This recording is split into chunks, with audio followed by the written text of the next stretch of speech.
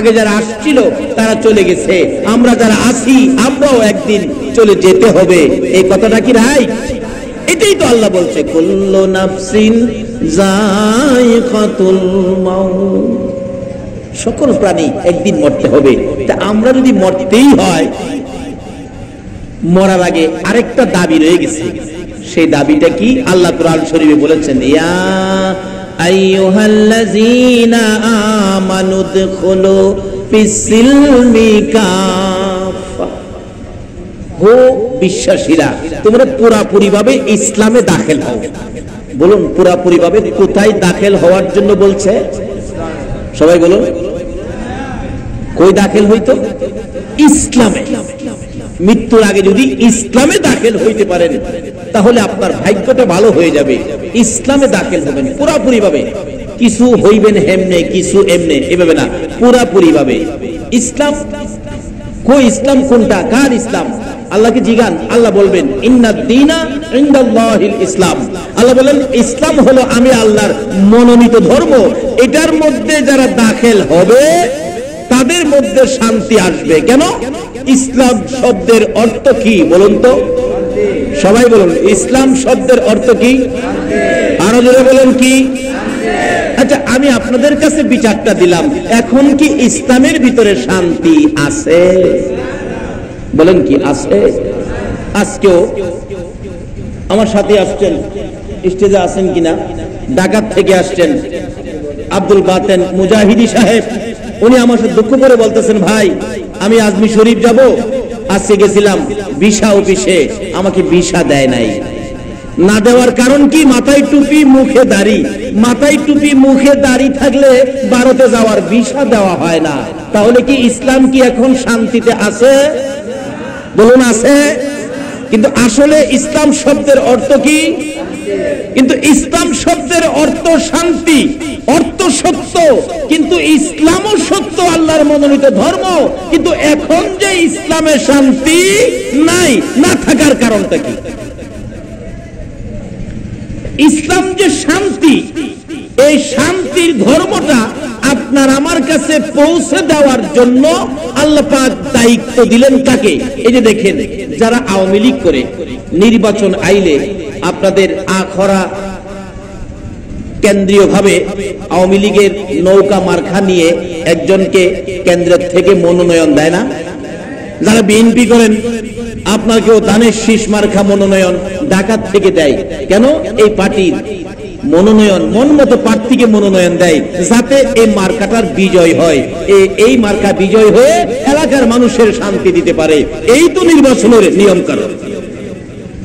BNP মনোনয়ন দেয় ভালো লোক দেখে, এই মার্কার বিজয়ের জন্য এলাকার শান্তি করবে। আওয়ামী লীগ এইভাবে দেয়, জাতীয় পার্টি এইভাবে দেয়, এই হলো নিয়ম।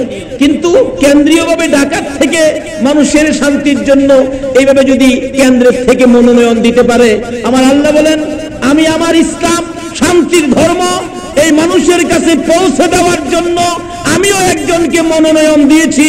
ইনি হলেন শান্তির নবী, রহমতের নবী, বরকতের নবী, নবী মুহাম্মদুর রাসূলুল্লাহ। এই নবীর মাধ্যমে ইসলাম শান্তির ধর্ম প্রচার। যারা এই নবীর আদর্শ, এই নবীর ভালোবাসা নিয়ে ইসলামে ঢুকেছে, তারাই ইসলাম শান্তি বুঝেছে। যারা এই নবীর ভালোবাসায় ঢুকতে পারে নাই, তারা ইসলামের শান্তি বজায় রাখতে পারে না।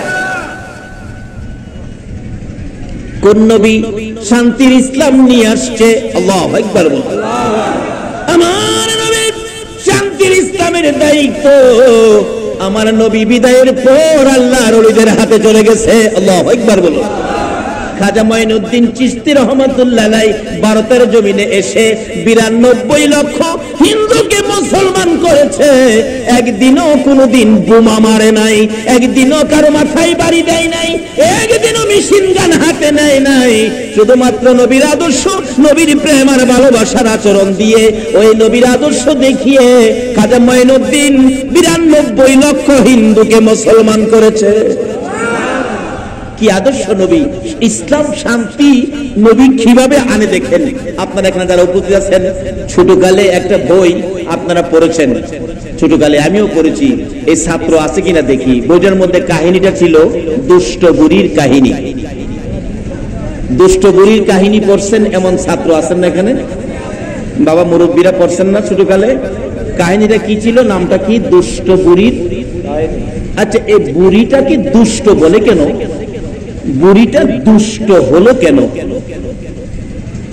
ভালো কাজ করে দুষ্ট হইল না খারাপ কাজ করে? যে কাজ করলে দুষ্ট হয় এই কাজ আমাদের চরিত্রের মধ্যে আছে না? বহুত।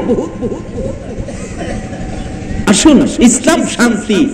এই শান্তির ইসলামের প্রচারের জন্য মনোনয়ন আল্লাহ যাকে দিলেন উনি কেমন শান্তি।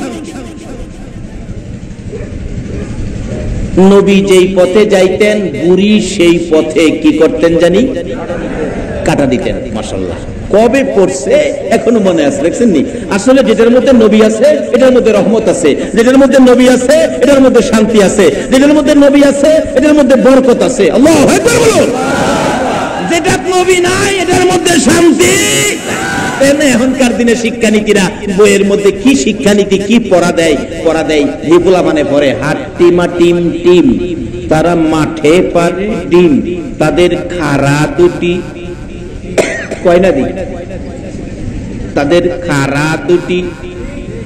আচ্ছা বলুন, যে প্রাণীর খাড়া দুটি শিং আছে এর কাছে কি নিরাপদ আছেন? আজকে আমি আসতেছি বাড়িতে বাইরেছি, একটা গাই গরু তো শিং খাড়া না, বাঁকা। কাছে আমি আইতেছি, নৌকার মধ্যে উঠবো, হ্যাঁ আমার হুট কেড়ে উঠছে। আরে বাবা আমি কি করলাম রে? আমার ভাই হুট কেড়ে উঠলে হ্যাঁ কি করছি আমি? কিন্তু তাদের অভ্যাস, তাদের শিং আছে, অনার্থকে গুতাগাতি আছে। কি বলেন, ঠিক কিনা? মানে এদেশের শিক্ষানীতি শিক্ষানীত আল্লাহর ওলিদের আদর্শ, নবীর আদর্শ, তাহলে আর খাড়া সিংহের আচরণ করতো না। এদেশের মানুষ মারামারি কাটাকাটি করতো না, হিংসা বিদ্বেষ থাকতো না। যদি ওই শিক্ষায় শিক্ষিত হতো, যে শিক্ষার মধ্যে আছে নবীর আদর্শ, যে শিক্ষার মধ্যে আছে আল্লাহর ওলিদের আদর্শ। কি শিক্ষানীতি দিলেন? হাট্টি মাটি টিম, তাদের তারা মাঠে পারে ডিম, তাদের খাড়া দুটি শিং। বলুন, খাড়া শিং থাকলে তাদের মধ্যে গুতাগুতি থাকবনি? বলুন, এই পড়া ফরায়া বাংলাদেশের মানুষকে শান্তিতে রাখছে না গুতাগুতি লাগাইছে? আর যদি ওই আদর্শের পড়া যদি দেশের মানুষকে পড়াইতো, আমার নবী বলেন আমি যেই পথে যাই ওই বুড়ি সেই পথে কাটা দেয়। কাটা যখন নবীজির পাও মুবারকে লাগতো, নবীজি কষ্ট ব্যথায় শব্দ করত। এই নবীর কষ্ট দেখে বুড়ি কি করত? দূরে দাঁড়াইয়া। মাশাআল্লাহ, দেখছেন কবি পড়ছে, ওহনো মনে আছে। দেখছেন, আমি কইবার আগে আপনাকে কইলাম তো মাশাআল্লাহ, এই ফরাফরে পরীক্ষা দিলে পাস করতো না ছাত্র ছাত্রী। বুড়ি কি করত? আচ্ছা দেখি তো মনে আছে কিনা, কি করে হাসতো জানি? হ্যাঁ, খিলখিলে হাস। দেখছেন, সব মনে আছে। নবীজি একদিন দেখে রাস্তায় কাটা নাই, এদিক সেদিক তাকায়া দেখে বুড়িও। আচ্ছা বলুন, এই কষ্ট যে দেয় ওই লোকটা না থাকলে আমরা যদি এই কষ্ট কেউ দেয় আর রাস্তায় লোকটা না আসে, আমরা খুশি হবো না বেজার হবো? আমরা তো খুশি হবো। আল্লাহ হেরা বুঝি মরছে, আরো মর, ডবল মর। কিন্তু শান্তির ইসলাম যাকে মনোনয়ন দিলেন, দয়ার নবী মায়ার নবী, এদিক সেদিক তাকায়া দেখে রাস্তায় কাটা নাই, এদিক সেদিক তাকায়া দেখে বুড়িও কয় না ঘুমাই রেছেন, বুড়িও। আমরা হলে খুশি হলাম, আল্লাহ বাঁচছি।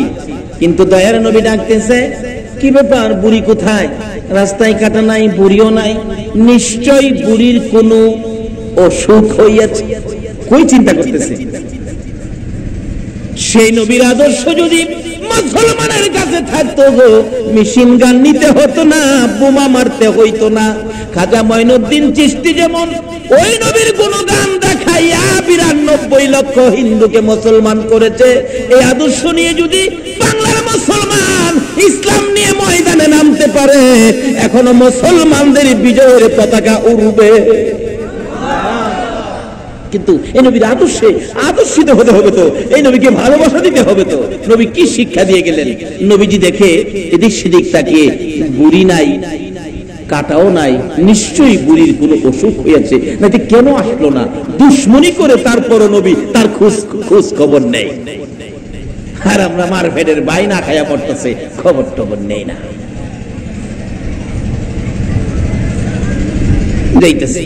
তালাশ করতেছে রাস্তায় যে কাটা দিত, বুড়ির বাড়িটা কোনটা? হুজুরি ভাই সামনের বাড়ি। নবীজি বুড়ির ঘরের দরজায়, বুড়ি নবীরে দেখিয়া বলুন মাথা গরম না ঠান্ডা? আজ গাইতেছে গো, অতদিন যে আমি কাটা দিছি, অন কাটাগুলি খুলবো, সাইজ করবো আজগা। আসলে কি আমার নবী সাইজ করতে গেছে? আমার নবী দরজায় দাঁড়িয়ে গেছে। বুড়ি রাস্তায় কেন গেলি না? নবী গো আমি অসুস্থ। আমি সেটাই ভাবছি তুমি অসুস্থ। বুড়ি গো বিনা দোষে এতদিন আমারে কষ্ট দিয়েছ। ও বুড়ি আমি তোমার বাড়িতে ঢুকলাম, বলো তোমার এই অসুস্থতার মধ্যে আমি রাসূল কি করে তোমাকে সুস্থ বানাইতে পারি? আরে অস্ত্র ছাড়া যুদ্ধ করে দুনিয়া করলো জয়, তাই তো আজি মানব দানব মোহাম্মদ নাম লয়। অস্ত্র ছাড়া যুদ্ধ করে দুনিয়া করলো জয়, তাই তো আজি মানব দানব মোহাম্মদ নাম লয়। এই আদর্শ কিছুটা পাওয়া যায় আল্লাহর ওলিদের কাছে গেছে। বলতেছিলাম আমার নবী ইসলামের পক্ষ থেকে, শান্তির ইসলামের পক্ষ থেকে মনোনয়ন পাইয়া এ শান্তির ইসলাম আমাদের কাছে পৌঁছে দিতে যাইয়া যেদিন আমার নবী সুদূর তায়েব জমিনে পৌঁছেছিল, আল্লাহু আকবার বলুন। তায়েবের যুবকেরা এই শান্তির ইসলামের মনোনয়ন প্রাপ্ত শান্তির নবী যখন তায়েবের জমিনে পৌঁছলো, সঙ্গী ছিলেন মাত্র একজন, যায়েদ ইবনে হারেসা। আল্লাহু আকবার বলুন। আমার নবী শান্তির ইসলাম লইয়া তায়েবের জমিনের গণ্যমান্য ব্যক্তিদেরকে ডাকতেছিলেন, ও বাবারা শুনেন, ইসলাম শান্তির ধর্ম, এর মধ্যে আসেন, শান্তি পাবেন, মৃত্যুর পরে জান্নাত পাবেন। এবার আমার নবীর কথাগুলো মানল না, ঠাট্টা মস্করি করলো। আমার নবী এখান থেকে মনে ব্যথা লইয়া বিদায় হয়ে গেলেন। ওই দুষ্ট লোকেরা তাতেও নবীকে রেহাই দিল না, এক বয়সের যুবকদেরকে লেলিয়ে দিলেন। যুবকেরা রে যা যা, ওই যে লোকটা মক্কা থেকে আসছে, ওই যে লোকটা দেখা যায় রাস্তায় যাইতেছে মরুভূমিতে, মক্কা থেকে আসছে, লোকটা মনে হয় পাগল। নাউজুবিল্লাহ, লোকটা মনে হয় পাগল। আজকে কারা গো যেই বয়সের যুবকেরা আমার নবীকে পাথর মারতে যাইতেছে, সেই বয়সের যুবকেরা এই নবীর ভালোবাসা লইয়া দৌলত বাড়ির মাহফিলে বসে আছো। আমার বিশ্বাস আমার নবী কাল কিয়ামতে তোমাদের জন্য ফুলসিরাতের ঘাটে বসে থাকবে। তার বাস্তব ইতিহাসে আসুন, ইতিহাস পড়লেই এটার বাস্তবতা মিলবে। কিভাবে? ব্রিটিশের ইতিহাস। ব্রিটিশ যখন এই দেশ শাসন করত, তখন একজন লেখক একটা বই লিখেছিলেন, বইটার নাম ছিল রঙ্গিলা রাসূল। অর্থাৎ আমার নবীকে কলঙ্ক করে লেখকটা বই লিখছে। পাকিস্তানের একটা যুবক, তৎকালীন পাকিস্তানের যুবক, আপনাদের মতো যুবক, যার নাম ইতিহাসে আসছে আব্দুর রশিদ। আব্দুর রশিদ বইটা পেয়ে রাত্রে আর ঘুমায় না, শুধু কান্দে। মাগো, আমার নবী কোনোদিন কাউরে ক্ষতি করে নাই, কোনোদিন কাউরে কষ্ট দেয় নাই, আজকে আমার নবীকে কলঙ্ক করে বই লিখছে, আমার ঘুম হয় না। সকালবেলা গোসল করে পায়জামা পাঞ্জাবি পরে মার পায়ে সালাম করতেছে। মা বলেন, আব্দুর রশিদ কই যাবি বাবা? মা বিদায় দাও গো, আমার নবীর কলিজায় যে এই বই লেখে আগুন জ্বালাইছে, আমি তাকে দুনিয়ায় থাকতে দিব। আব্দুর রশিদ মায়ের পায়ে সালাম করে বিদায় চাইতেছে, মাগো বিদায় দাও, ভাগ্য যদি ভালো হয় দেখা হবে গো, আর না হয় দেখা হবে হাসরের ময়দানে। এই নবীর ভালোবাসাই কারা আজকে দৌলত বাড়ির মাহফিলে বসেছো? আমার নবী সব মদিনার থেকে দেখতেছে, আমাদেরকে ফালাইয়া আমার রাসূল জান্নাতে পাও দিবে না। আব্দুর রশিদ চলে যায় ভারতের জমিনে, জিজ্ঞেস করেন ভোলানাথ রায় রঙ্গিলা রাসূল লেখক, তার বাড়িটা কোনটা? ইতিহাস বলে যে লিখেছিলেন তার নাম হলো রঙ্গিলা রাসূলের লেখকের নাম ছিল ভোলানাথ রায়। কোথায় বাড়িটা? একজনে দেখায় দিলেন। বাড়ির সামনে গিয়ে আব্দুর রশিদ চোখের পানি ছেড়ে দিল, হায় রে নবীর দুশমন, করলি কি? ভোলানাথ রায় আছেন? হ্যাঁ আচ্ছা, এদিকে আসেন, এই বইটা কি আপনি লিখেছেন? চোখের পানি ছেড়ে দিল। যুবক, বাবারে, নবী কি অপরাধ করেছিল এই কলঙ্কটা করলেন? আমার নবী তো কোনোদিন কারো ক্ষতি করে না। বলুন, নবী কি কারো ক্ষতি করছে? আমার নবী কোনোদিন ক্ষতি করে না, কোনোদিন কারো মাথায় বাড়ি দেয় না, কোনোদিন কারো বদনাম করে না, কারো গিলা গাতা গায় না, কোনোদিন কারো দুষ্কৃতি খুঁজা বেড়ায় না। লেখক, কোন কারণে আমার নবীকে কলঙ্ক করলে? লেখক বলেন, আমি লেখক মানুষ, লিখেছি, আরো কত কিছু লিখবো, লিখতে পারি, আরো লিখবো। একথা বলতে দেরি আব্দুর রশিদ পাঞ্জাবির নিচ থেকে ছুরা বাহির করে কলিজাটার মধ্যে মেরেছে। এক আগাতে জমিনে পড়ে গলা কাটা মুরগির মতো লাফাইতে লাফাইতে জিব্বা বাহির করে দিয়ে দুনিয়া থেকে বিদায়। লোকজন বলতেছে, তোমার নাম কি? আমার নাম আব্দুর রশিদ। কোত্থেকে আসছো? পাকিস্তান থেকে আসছি। তুমি তাড়াতাড়ি সরে যাও, ব্রিটিশের আইন বড় কড়া, ব্রিটিশের পুলিশ তোমাকে ধরে নিয়ে যাবে। বাবারে তাড়াতাড়ি তুমি সরে যাও। না, সরবো না, আমি এখানেই থাকবো, আমি বিশ্ববাজারে প্রমাণ করব নবীর দুশমন দুনিয়ার থেকে বিদায় করে দিয়েছে। ব্রিটিশের ইতিহাস বলছি, ব্রিটিশের ইতিহাস। পুলিশ ধরে নিয়ে গেলেন কোর্টে, ব্রিটিশের আইন বিচারের কোর্টে নিয়ে গেলেন আব্দুর রশিদকে ধরে। বিচারপতি জিজ্ঞেস করেন, আব্দুর রশিদ, তুমি কি এ কাজ করেছো? আব্দুর রশিদ বলেন, জি স্যার, আমি এ কাজ করেছি। কি ব্যাপার? পুরো সাক্ষী ছাড়াই তুমি চট করে বলে ফেললে এ কাজ করেছি, তোমার সাক্ষী আছে? আব্দুর রশিদ বলেন, ও বিচারপতি, আমি মুসলমান, সাক্ষী দরকার কি?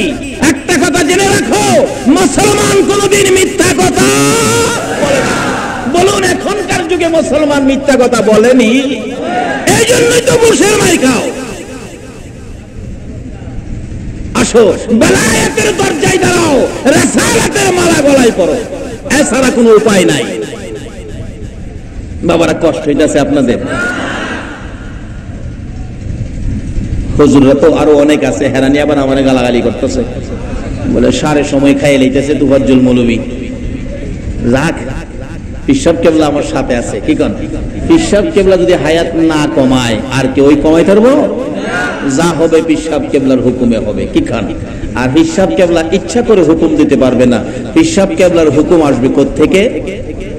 কয় না, কুলুবিল মুমিনিনা আরশুল্লাহ। হাদিস শরীফে রাসূল বলেছেন, মুমিনের কলব হলো আল্লাহর আরশ, অর্থাৎ যে কলবে রাসূলের ভালোবাসার পরিষ্কার করে বিছানা আছে, সেই কলবটা আল্লাহর আরশ হয়ে গেছে। দেখেন না, আল্লাহর ওলিরা সবক দেয়, বাম স্তনের 2 আঙ্গুল নিচে লতিফায়ে কলব, যেখানে আল্লাহর আরশ। আমি প্রশ্ন করেছিলাম, ও বাবারা, বাম স্তনে 2 আঙ্গুল নিচে লতিফায়ে কলব, আল্লাহর আরশ যদি বাম স্তনের নিচে হয়, বাম দিকে হয়, ডান দিকটা খালি রাখলেন কার জন্য? ইলমে মারিফাতের দরজায় দাঁড়ান, জবাব আসবে। মারিফাতের দরজায় গেলে ডান দিক খালি রেখেছে রাসূলের ভালোবাসা বসানোর জন্য। এদিকে ওয়াজ অন্যদিন হবে, যেদিন শুধু মারিফাতের ওয়াজে যাব, যদি আল্লাহ বাঁচায়।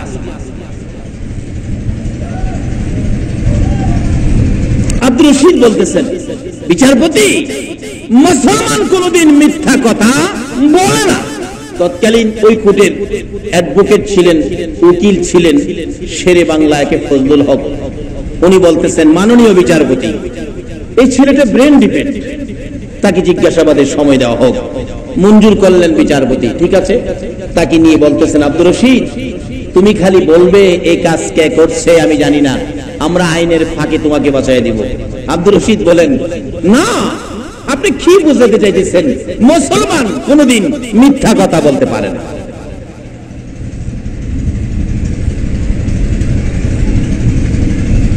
এভাবে 3 দিন ঘুরাইলেন কোর্টে, 3 দিন একই কথা বললেন।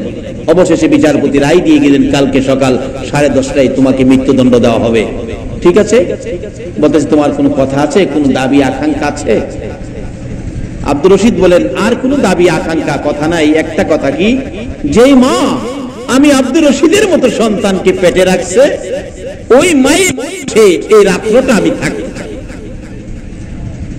বিচারপতি অনুমতি দিলেন, যাও, তোমাকে দেওয়া হলো এই সুযোগ, মায়ের পাশে যাও।